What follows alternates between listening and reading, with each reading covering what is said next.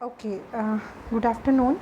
जैसे कि मेरे को मतलब समझ में आ रहा है कि कंज्यूमर बिहेवियर वाले चैप्टर की एक्सप्लेनेशन करनी बहुत ज़रूरी है, क्योंकि इसमें से बहुत सारे क्वेश्चंस आए हैं और ये बहुत ही ज़्यादा इम्पॉर्टेंट टॉपिक है। एक तो ये इसमें से क्वेश्चन ज़रूर आता है, कहीं ना कहीं से उठ के ज़रूर आता है, और दूसरा ये काफ़ी कॉम्प्लेक्स लगता है, बच्चों को समझ में नहीं आते इसके कंसेप्ट्स ना। तो हम इसी टॉपिक को डिस्कस करते हैं। सबसे पहला है हमारा कि यूटिलिटी क्या होती है। देखो, कंज्यूमर कौन होता है, हमें पता है कि जो गुड्स और सर्विसेज को बाय करता है हम उसको कंज्यूमर कहते हैं, और जिसकी जो अपनी नीड्स को सेटिस्फाई करने के लिए गुड्स या सर्विसेज ख़रीदता है। अब जिन चीज़ों को वो ख़रीदता है, क्योंकि उनमें कुछ ना कुछ उसकी जो सेटिस्फेक्शन है, उसको सेटिस्फेक्शन देने की पावर उस पर्टिकुलर गुड या सर्विसेज में होती है, इसीलिए वो ख़रीदता है। तो उस पर्टिकुलर सेटिस्फाइंग पावर को हम यूटिलिटी कहते हैं, ठीक है। और कंजम्पशन बंडल किसे कहते हैं कि एक individuals consumption bundle is the collection of all the goods and services जो वो कंज्यूम करता है, ठीक है। जैसे यहाँ पे ये दिखाया हुआ है भाई पिक्चर भी, कि हायर प्राइस है या लोअर प्राइस है। हायर प्राइस है तो हम लेस क्वांटिटी ले पाते हैं, और लोअर प्राइस होता है तो ज़्यादातर हम ज़्यादा क्वांटिटी खरीद पाते हैं। अब देखो, 3 अप्रोचेज़ हैं। जो हमारा कन्फ्यूजन क्लियर होता है वो यहाँ से क्लियर होगा। सबसे पहले तो यूटिलिटी को एनालाइज़ करने की 3 अप्रोचेज़ हमारे सामने आई हैं। वैसे 4 आ चुकी हैं, वो भी बताती हूँ कौन सी है चौथी। 3 अप्रोचेज़ कौन कौन सी आई? एक आई है हमारी कार्डिनल यूटिलिटी एनालिसिस, दूसरी आई हमारी ऑर्डिनल यूटिलिटी एनालिसिस, और तीसरी आई हमारी रिवील्ड प्रेफरेंस एनालिसिस, ठीक है। कार्डिनल, ऑर्डिनल 2 के बारे में तो हमने बहुत सुना है, बहुत क्वेश्चंस आते हैं। रिवील्ड के बारे में कुछ क्वेश्चंस कभी कभी आए हैं कि इसे किसने दिया है, इसे पॉल सैमुएल्सन ने दिया है। इसके अलावा एक और अप्रोच है, जैसे कार्डिनल अप्रोच दी थी मार्शल ने, ठीक है। तो रिवील्ड प्रेफरेंस एनालिसिस अप्रोच सबसे पहले, कार्डिनल आ गई, ऑर्डिनल आ गई, मतलब ये दोनों अप्रोचेस पहले आ गई, और फिर रिवील्ड प्रेफरेंस अप्रोच लेकर आए पॉल सैमुएल्सन। तो बाद में जो कार्डिनल अप्रोच लाए थे मार्शल, उन्हें रिवील्ड प्रेफरेंस एनालिसिस बहुत ही पसंद आई, और इसके बेस पे उन्होंने एक और कुछ मॉडिफिकेशंस लाए और नई अप्रोच लेके आए, जिसे हम लॉजिकल ऑर्डरिंग के नाम से जानते हैं उस अप्रोच को, ठीक है। लेकिन हम अपने चैप्टर्स में, बुक्स में ज़्यादातर ये 3 अप्रोचेज़ ही देखते हैं। चलो सबसे पहले देखते हैं कार्डिनल यूटिलिटी अप्रोच कौन सी है। देखो, हमें पता है कार्डिनल यूटिलिटी अप्रोच कौन सी है, मार्शल ने दिया इसे। इसके फीचर्स है कि ये सब्जेक्टिव होती है, रिलेटिव होती है, असेंशियली यूज़फुल नहीं होती, और इंडिपेंडेंट और मोरालिटी होती है। इनका मतलब क्या है? देखो, यूटिलिटी हमारी सब्जेक्टिव होती है। आप हर कोई अपनी ही लैंग्वेज में अपनी सेटिस्फेक्शन को डिफ़ाइन करता है, यानी कि सब्जेक्टिव है ये नेचर में। आप एक पर्टिकुलर चीज़ को ये नहीं बोल सकते हाँ ये इस चीज़ से सेटिस्फेक्शन मिल गई। सबका अलग होता है इसमें आंसर। ये रिलेटिव होती है, जुड़ी हुई होती है, और it is not essentially useful. जैसे कि अगर मैं ड्रिंक नहीं करती हूँ तो मेरे लिए ड्रिंक जो अल्कोहल है वो मेरे लिए यूज़फुल नहीं है, लेकिन कोई ना कोई तो है जिसके लिए वो यूज़फुल है। तो असेंशियली यूज़फुल होना मतलब कि ज़रूरी नहीं है कि हर किसी के लिए हर तरीके का गुड्स और सर्विसेज असेंशियली यूज़फुल है, और ये इंडिपेंडेंट होती है। अब फीचर्स में से तो कभी इतना क्वेश्चन नहीं आया, लेकिन अजम्पशंस को बहुत ध्यान से देखना ज़रूरी है। कार्डिनल यूटिलिटी अप्रोच की अजम्पशंस में से क्वेश्चन ज़रूर आता है। सबसे पहली है कि रेशनल कंज्यूमर होना, मतलब इसमें रेशनल होता है कंज्यूमर, हम ये मान के चलते हैं। कार्डिनल यूटिलिटी मतलब कार्डिनल नंबर्स होते हैं, इसे हम काउंट कर सकते हैं। और इंडिपेंडेंट यूटिलिटी, इंडिपेंडेंट होती है ये, ठीक है। Marginal utility of money constant होती है, डिविजिबिलिटी होती है, और ये जो टोटल यूटिलिटी है ये डिपेंड करता है on the quantity of individual commodity. तो ये कुछ फीचर्स और अजम्पशंस हैं जो हमें याद रखनी ही रखनी है, चाहे इन एजम्पशंस को रटो, जो मर्जी करो। अब कार्डिनल यूटिलिटी अप्रोच में अब 2 कंसेप्ट पढ़ते हैं, एक पढ़ते हैं टीयू, एक पढ़ते हैं एमयू। मतलब देखो, टोटल यूटिलिटी का मतलब है कि टोटल कितना सेटिस्फेक्शन मिला जितने भी आपने कंजम्पशन करा उससे, ठीक है। और मार्जिनल यूटिलिटी का मतलब हर एडिशनल यूनिट से कितना मिला। देखो, पिछली में क्या बोला इसने, आपने 1 लिया, 2 लिया, 3 लिए, 3 प्रोडक्ट्स लिए, उससे टोटल आपको कितना सेटिस्फेक्शन मिला। और मार्जिनल का मतलब पहले आपने इतना लिया, पहले प्रोडक्ट से, दूसरे से इतना लिया, अब दोनों के बीच में डिफरेंस कितना है। मतलब हर एडिड यूनिट, मार्जिनल वर्ड जहाँ भी आ जाए, मेरी बात को ये याद रख लेना, उसका मतलब होता है हर एडिड, मतलब एडिशनल यूनिट से। जैसे मैंने पहले 10 चीज़ें ली तो उससे मुझे 100 सेटिस्फेक्शन मिली, मैंने 11 चीज़ें ली तो उससे मुझे मान लो 120 मिली, तो उस एक से मुझे कितनी मिली, वो मुझे 20 मिली। है ना। समझ में आई ये बात। उसको बोलते हैं मार्जिनल, मतलब हर एडिड यूनिट से। जैसे ये अब दिखाया हुआ है, ये बनता कैसे है, टोटल यूटिलिटी मान लो आपकी इतनी है। अब जैसे मैंने 10 पहले मैंने यूनिट ली तो मेरे को 10 मिली सेटिस्फेक्शन, दूसरी से मुझे 18 मिली। कितना हुआ, ये तो 10, 18, 24 ऐसे करके हो रही है, लेकिन मार्जिनल का मतलब हर एडिड यूनिट से कितना मिल रहा है। तो हर एडिड यूनिट से पहले 10 था, फिर 18 में से 10 गया 8, फिर 24 में से 18 गया 6, ऐसे करके मिल रही है। तो यानी कि टोटल यूटिलिटी एक बार तो हमारी बढ़ती है, फिर धीरे धीरे करके वो डाउन आना स्टार्ट हो जाती है। और हम कब तक खाते हैं, जब तक, या हमें मैक्सिमम सेटिस्फेक्शन कब तक मिलती है, जब तक हमारी जो मार्जिनल यूटिलिटी है वो ज़ीरो ना हो जाए, ठीक है ना।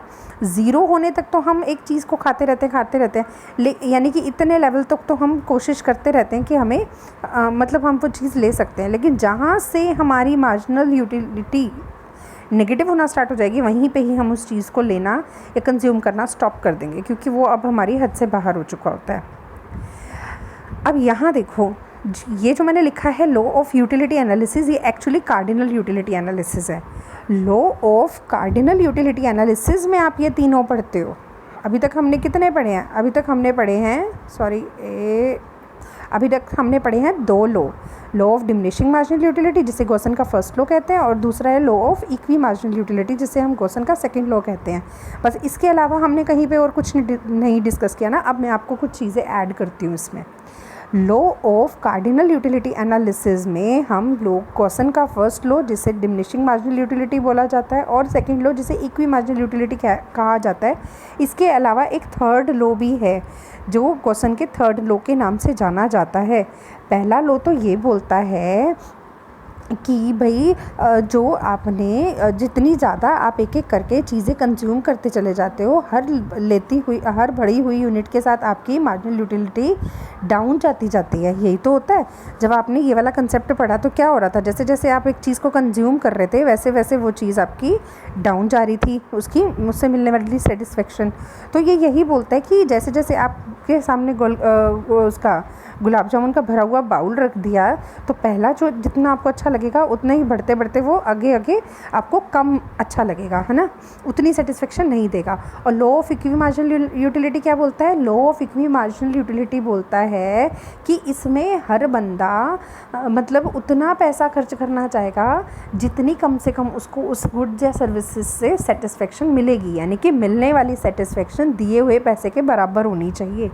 ये बात करती है, ठीक है। मतलब हमें किस तरीके से अपने पैसे को खर्च करना चाहिए कि उससे मिलने वाली सेटिस्फेक्शन उसके बराबर हो। तभी तो इसके अंदर वो कंज्यूमर इक्विलिब्रियम पढ़ते हुए हम 1 कमोडिटी 2 कमोडिटी और सेवरल कमोडिटी का केस पढ़ते हैं। चलो वो आगे आएगा।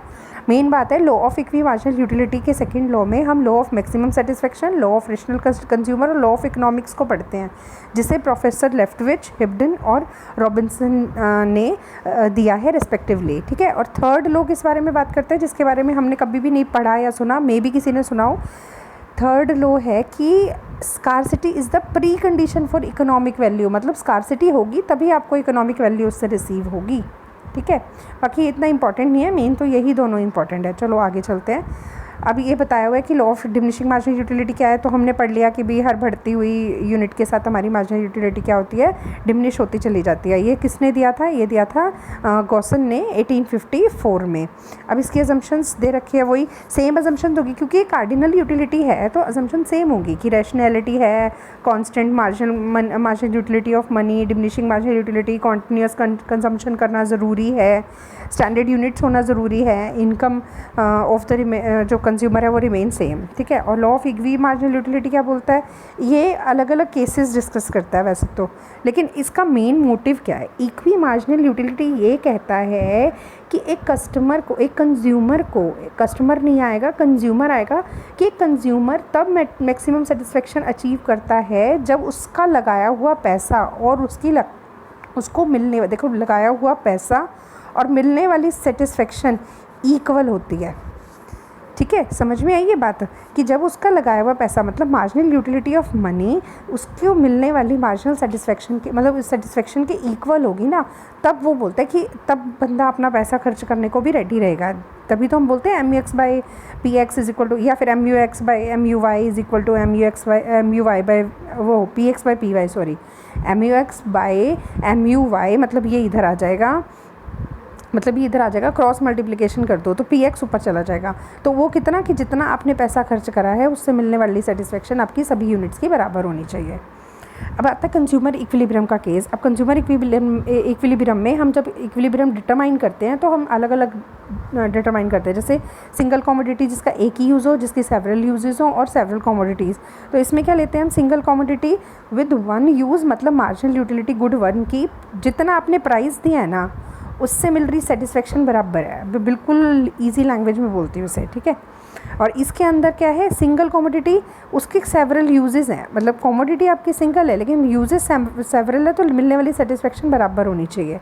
इसके अंदर आप जितना पैसा खर्च कर रहे हो उसके हिसाब से आपको सेटिस्फेक्शन बराबर मिलनी चाहिए सेवरल कमोडिटीज़ में, ठीक है। ये यहाँ पे एक्सप्लेन किया हुआ है उसे कंज्यूमर इक्विलिब्रियम में। कंज्यूमर अब सिंगल केस में देखो, सिंगल केस में इसने बना रखा है ना सीधा सीधा कि M U X is equal to P X. कहाँ पे होगा, यहाँ पे आपका प्राइस है, ये आपका कंज्यूमर इक्विलिब्रियम का ग्राफ है, और जहाँ ये कट करेंगे वहाँ पे इक्विलिब्रियम आ जाएगा। कहाँ पे भी दिया हुआ पैसा मेरे को इतनी सेटिस्फेक्शन दे रहा है और यहाँ पे मेरा ग्राफ उस पर कट कर रहा है। ऐसे 2 के केस में देखो, ये अब 2 का केस है। 2 के केस में कैसे होगा, 2 के केस में आपको पॉइंट ऑफ इक्विलिब्रियम, दोनों के 2 गुड्स ले रहे हो ना आप, तो दोनों गुड्स जिस प्राइस पे कट करेंगी, सॉरी ये ज़्यादा आगे जा रहा है, चलो, दोनों गुड्स जब जिस भी प्राइस पे, ये यहाँ वाले प्राइस पे कट कर रही है, यानी कि पॉइंट ऑफ इक्विलिब्रियम यहाँ हो जाएगा, इतना पैसा देने के लिए हम तैयार हो जाएंगे, ठीक है। नेक्स्ट है हमारा कंज्यूमर सरप्लस। अब देखो क्या था, कंज्यूमर इक्विलिब्रियम कब होता है कि जितना दिया हुआ पैसा, मेरा दिया हुआ पैसा बराबर है मेरे को मिलने वाली सेटिस्फेक्शन के, है ना, यही तो बात है। लेकिन इक्विलिब्रियम के बाद अगर हम बात करें सरप्लस की, तो इसका मतलब क्या है कि जितना मैं देना चाहती हूँ उससे मुझे कम देना पड़ रहा है। जितना मेरा बनता है अगर उससे मैं कम पैसा दूँ और मेरे को सेटिस्फेक्शन ज़्यादा मिल रही हो, तो वो मेरे लिए सरप्लस की सिचुएशन होगी या नहीं होगी, आप खुद बताओ। मेरे को देने हैं 10 रुपये, लेकिन वो चीज़ मुझे 8 रुपये में मिल गई, लेकिन वो चीज़ मुझे 8 रुपये में मिल गई, तो इसका मतलब तो मुझे बेनिफिट है, तो उस केस में वो कंज्यूमर सरप्लस हो जाएगा, ठीक है। तो ये है पूरा। उसके बाद है आपका ऑर्डिनल एनालिसिस। अब ये मॉडर्न डिमांड थ्योरी है, इसके अंदर इंडिफरेंस कर्व एनालिसिस को इस्तेमाल किया जाता है ऑर्डिनल एनालिसिस को डिफ़ाइन करने के लिए। इसे 1881 में प्रोफेसर एजवर्थ ने दिया था, जिसे उन्होंने अपनी बुक मैथमेटिकल फिज़िक्स में एक्सप्लेन किया था।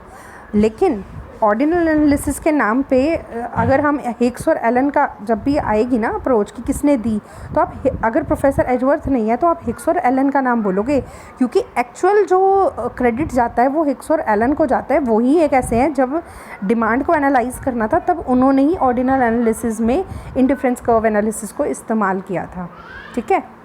नेक्स्ट क्या है, अब इंडिफरेंस कर्व एनालिसिस की प्रॉपर्टीज़। डाउनवर्ड स्लोपिंग होती है, कन्वेक्स टू द ओरिजिन होती है, कभी इंटरसेक्ट नहीं करती, कभी किसी एक्सिस को टच नहीं करती, हायर लेवल इसका हायर सेटिस्फेक्शन शो करता है।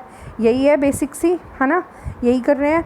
और 2-3 और ऐड करवाई थी। एक तो मैंने वो रिंग वाली बताई थी कि ये बनता कैसे है। एक्चुअल तो ये गोल होता है रिंग की तरह, लेकिन क्योंकि इसका इफेक्टिव रीजन सिर्फ इतना ही होता है तभी इसे पूरा गोल नहीं बनाते, हम सिर्फ इतना ही बनाते हैं। कन्वेक्स टू द ओरिजिन होता है, जिसका क्वेश्चन बहुत बार आया, कभी भी इंटरसेक्ट नहीं करता, ठीक है। और इन दोनों के जो पैरेलल लाइंस हैं उनका पैरेलल जो है, ये बीच का पैरेलल होना ज़रूरी नहीं होता इनका, ठीक है। ये चीज़ें कुछ इंपॉर्टेंट है जो इंडिफरेंस कर्व की प्रॉपर्टीज़ हैं, उनमें से क्वेश्चन बहुत बार आया है। आपने खुद ने अगर पेपर सॉल्व करे हैं ना तो आप कंफर्म हो जाओगे कि हाँ बहुत बार क्वेश्चन आया है, ठीक है। तो ये रही इनका एक क्रक्स के तौर पे मैंने ये पेज बनाया था कि अगर ये पेज देखो तो उसके बाद और कुछ देखने की ज़रूरत ही नहीं है, ठीक है। देखो रेशनल कंज्यूमर, ऑर्डिनल यूटिलिटी, क्या लिखा है यहाँ पे, इंडिफरेंस के केस में ऑर्डिनल यूटिलिटी लिखा है। डिमिनिश्ड एमआरएस होती है, नॉन स्टैट्यूटरी होती है। अब एमआरएस का इसमें इस्तेमाल किया जाता है, यानी कि जब हम कंज्यूमर सेटिस्फेक्शन पढ़ते हैं ना तब हम कंज्यूमर बिहेवियर के में हम एमआरएस पढ़ते हैं, और अगर हम प्रोड्यूसर बिहेवियर पढ़ेंगे ना तो उस केस में हम एमआरटीएस पढ़ते हैं। इसमें हम इंडिफरेंस कर्व पढ़ते हैं, उसमें हम आइसोक्वांट पढ़ते हैं, ठीक है। ये छोटी छोटी चीज़ें हैं, ये बहुत इंपॉर्टेंट पॉइंट है। मैंने तो कई बार कर लिया तो इसलिए मेरे को फ्लुएंसी आ गई है इन टॉपिक्स को बोलने में ना। तो आप लोग लेकिन अगर पहली बार कर रहे हो या सुन रहे हो ना इसे, तो ये नोट डाउन कर लेना, ये बहुत इंपॉर्टेंट चीज़ है। ये इतना दिमाग ख़राब करती है जब पढ़ने बैठते हैं, लिटरली मैं मानती हूँ। मेरे को कितनी बार पढ़ने के बाद ये चीज़ें अभी भी कुछ ना कुछ पॉइंट एक छोटा मोटा ऐसा होता है जो मुझे भी नया पता लगता है, लेकिन अदरवाइज़ मेरा लगभग अब ये बिल्कुल अच्छे से क्लियर है। तो इसलिए बोल रही हूँ कि जो चीज़ें मुझे पता है वो नोट डाउन करना। हम लोग कंफ्यूज हो जाते हैं कंज्यूमर बिहेवियर और प्रोड्यूसर में। इक्विलिब्रियम पढ़ते हैं हम, कंज्यूमर का अलग पढ़ते हैं और प्रोड्यूसर का अलग पढ़ते हैं, है ना। अब इसके अंदर MRS पढ़ते हैं, उसके अंदर MRTS पढ़ते हैं। अब ये MRS क्या होता है? MRS का मतलब होता है कि ऐसा पॉइंट जहाँ पे कंज्यूमर अपनी वन गुड को दूसरी गुड से सब्स्टिट्यूट करता है। एक मिनट, सॉरी, हाँ ठीक है। अब ये क्या है, ये भी आपका स्लोप जो है इसका, इसमें MRS का वो भी मतलब इंडिफरेंस कर्व का MRS होता है। कैसे भी, जैसे जैसे आप एक गुड को बढ़ाते हो तो दूसरी कम होती चल जाती है, दूसरी को कम करते हो तो पहली बढ़ जाती है, मतलब ऐसे करके ये इसीलिए कैसा बनता है, कन्वेक्स बनता है। और ये कभी भी कांस्टेंट नहीं होता, ये it varies over the IC, लेकिन रहता किसके ऊपर है, IC के ऊपर ही रहता है। As we along move along IC MRS fall करता है और इसीलिए इसको diminishing marginal rate of substitution भी कहते हैं। ठीक है, ये दिख रहा है क्लियरली। MRS कब अप्लाई होता है और कब नहीं अप्लाई होता? देखो MRS कब अप्लाई होता है, MRS पर्टिकुलरली कब मतलब particularly wants can be satisfied कब अप्लाई होगा, जब आपकी वॉन्ट्स जो है सेटिस्फाई हो सके, जब गुड्स इम्परफेक्ट का सब्स्टिट्यूट है और जब गुड्स के ऑल्टरनेटिव यूज़ हैं। लेकिन अगर परफेक्ट सब्स्टिट्यूट हुए गुड्स, मैंने एप्पल और ऑरेंजेस की जगह पे मैंने कुछ ऐसी चीज़ें ले ली जो एक दूसरे को सब्स्टिट्यूट कर सकते हैं, तो ये MRS अप्लाई नहीं होता और परफेक्ट कॉम्प्लीमेंट्री गुड्स पे भी अप्लाई नहीं होता। ठीक है, परफेक्ट सब्स्टिट्यूट होना या कॉम्प्लीमेंट्री गुड्स होना तो एक ही बात हो गई ना, तो वहाँ ये अप्लाई नहीं होता। कंज्यूमर का इफ इक्विलिब्रियम है यूजिंग इंडिफरेंस कर्व एनालिसिस, तो इसमें कुछ कंडीशंस होती हैं। एक तो है where the slope of difference curve is equal to the slope of budget line. दूसरा है it must be convex to the point of tangency. देखो ये बताना क्या चाहता है, ये बताना ये चाहता है ये आपकी बजट लाइन है, मतलब इतना पैसा है, ठीक है। अब आपको सेटिस्फेक्शन ऊपर भी मिल सकती है, इस पॉइंट पे भी मिल सकती है और नीचे भी। अब लेकिन बेस्ट कौन सी है? बेस्ट ई पॉइंट वाली है, यानी कि जो बीच वाला है। क्यों? क्योंकि इतना पैसे में आपको इतना सेटिस्फेक्शन बेस्ट मिल रहा है। अगर आप ऊपर जाते हो तो वो आपके पास इतना पैसा नहीं है कि आप उसको अटेन कर सको, और नीचे जाते हो तो इसका मतलब आप अपने पूरे जो मनी है उसको इस्तेमाल नहीं कर रहे हो। तो कंज्यूमर इक्विलिब्रियम में कब होगा? जब ये जहाँ पे ये टेंजेंसी हो रही है, मतलब ये जो टच हो रहा है ना यहाँ पे, ठीक है, वहाँ पे बोलेंगे इसे। तो ये बेस्ट पॉइंट होगा। नेक्स्ट क्रक्स क्या है कि बिल्कुल क्लियर है कि डिमांड क्यों करते हैं कस्टमर, और हमें पता है उसका आंसर क्या है, यूटिलिटी के कारण। अनदर जो क्वेश्चन हमने मतलब डिस्कस किया था वो भी हमारा बिल्कुल अच्छे से क्लियर हो जाता है कि हाईएस्ट सेटिस्फेक्शन लेने के लिए हम ऐसा करते हैं, जिसके लिए हमने 3 अप्रोचेस डिस्कस करी हैं। अब वो थर्ड अप्रोच कौन सी है? वो है रिवील्ड प्रेफरेंस अप्रोच। ये क्या कहती है? ये कहती है, देखो इसमें से एक क्वेश्चन तो आएगी किसने दी, पॉल सैमुएल्सन ने दी, ठीक है। ये क्या कहती है? कहती है कि अगर आप कोई भी इंडिविजुअल जो डिमांड का पैटर्न है उसका, आप क्या कर सकते हो, उसके जो डिमांड पैटर्न है ना उससे ये पता कर सकते हो कि उसकी प्रेफरेंस क्या है। अगर आपको उसकी प्रेफरेंस हैबिट्स के बारे में पता लग जाए ना, तो आप अपने प्रोडक्ट को अकॉर्डिंगली बेच सकते हो, ठीक है। ये देखो यहाँ पे ये मतलब स्टडी करना चाह रहे हैं कि डिमांड किस चीज़ की इंक्रीज़ हो रही है और कहाँ पे कब हो रही है। जैसे इसमें ये दिखा रहा है कि जैसे जैसे मनी कम, मतलब कि प्राइस कम हो रहा है, तो उसका डिमांड कर्व भी शिफ्ट हो रहा है, ठीक है। तो जिस चीज़ की क्वांटिटी कम, वो डिमांड का प्राइस कम हो रही है, तो उसकी क्वांटिटी वो ज़्यादा इंक्रीज़ कर रहा है। तो इससे क्या किया आपने, प्रेफरेंस पता कर ली उसकी कि यहाँ पे ये जो कस्टमर है ये प्राइस के कारण ऊपर नीचे कर रहा है अपनी डिमांड को, यानी कि इस कस्टमर को अगर आप अपनी तरफ लेना चाहते हो तो प्राइस कम करो, ये आपकी तरफ मूव हो जाएगा, ठीक है। यही है इसमें। तो मेरे हिसाब से कंज्यूमर बिहेवियर वाला आपको सब कुछ क्लियर हो जाएगा इस वाली स्लाइड से और इस वाले टॉपिक मतलब वीडियो से। Thank you.